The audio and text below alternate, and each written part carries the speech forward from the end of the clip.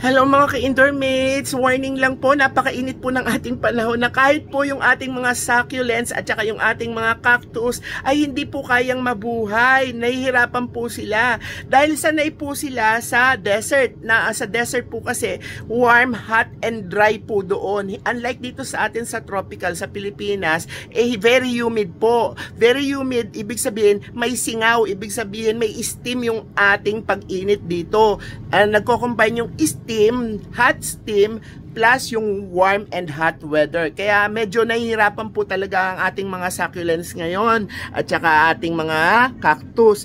Actually, dun sa taas may mga mortality na ako, may mga namatay na ako. Dito sa loob ng bahay ko, dahil nag-aircon ako, awa ng Diyos, lumalaban pa rin sila. Some of them lumalaban, pero yung iba hindi na, ayaw na lumaban pa. Let me just show you ha. Look at this, Ito, tingnan nyo, at least lumalaban siya, nagkakaroon pa siya ng mga new growth. Pero kung mapapansin nyo, nag-etiolate siya kasi hindi ko malaman, kahit i-move ko siya doon, ganyan pa rin siya kasi hindi na siguro yan dahil sa lights. Kasi enough naman yung grow lights ko to the point na pati yun, pati yung mga ganyang klase ng adenia to talagang gumaganda rin. Pero siya, tingnan nyo, hirap na hirap siya. Ito yung succulents natin Ito pa tingnan nyo, hirap na hirap din. Yan. Ito medyo intermediate.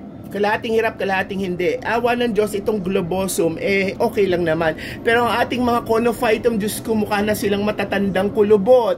Grabe. Tapos ito, nagbabalat na siya, hindi siya halos makapagbalat. Minsan tinutulungan ko lang magbalat yan.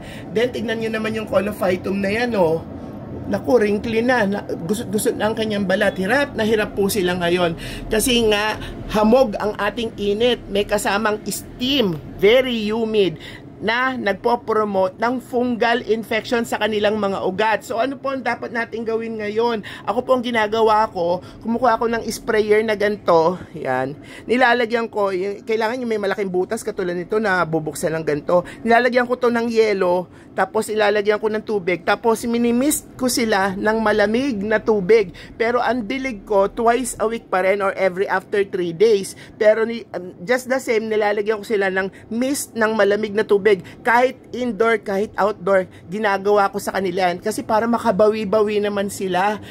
Tapos, medyo nare-revive sila. Tingnan nyo naman to yung Dorstinia ko, alit ng dahon kasi sa sobrang init.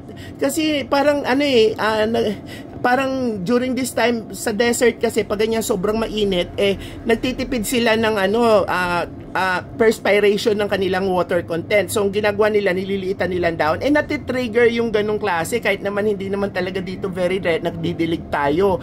Dahil sa sobrang init, natitrigger, nagkakaroon sila ng reaction. Tingnan nyo, nililiit ng mga dahon, Just the same, at least buhay pa rin sila. Come this tag-ulan at lumamig-lamig ang panahon, lalaki ang mga dahon yan.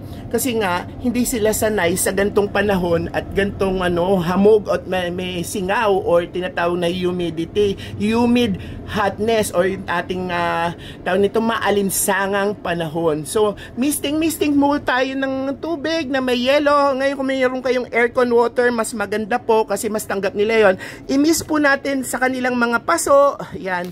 Ayan misting ng kanilang mga paso. Pero ang tubig, the same pa rin po, twice or thrice a week. Malamig na tubig po at least kahit papano maibsan yung kanilang maiinit na ugat at medyo ma-stimulate yung kanilang growth. Tapos sa ganito pong panahon, medyo iwas po muna tayo tawag nito, yung mag-nutrient solution. Iwas muna tayo sa fertilizer kasi hirap na hirap po talaga sila ngayon. Makakadagdag lang po sa stress nila instead na lalaki po sila, instead nagaganda sila, makakadagdag lang ng stress. Konting panahon na lang naman, it's already May, so ilang kending na lang, magtatag-ulan na, lalamig na ulit. Tignan nyo nga yung strawberry ko, lash na lash. Tignan nyo naman ngayon, na malash.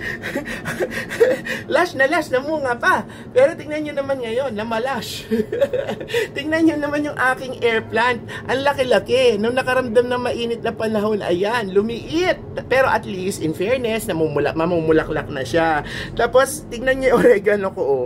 Maya ganito, pero mamaya magre-revive na yan. Diniligan ko na kasi yan, eh. So, sana po may naitulong ulit ako sa inyo. Remember, mag-mist po tayo sa labas or kahit nasa loob man yung halaman ninyo, mag-mist po tayo ng malamig na tubig hanggat maaari, distilled water. Okay, maraming salamat.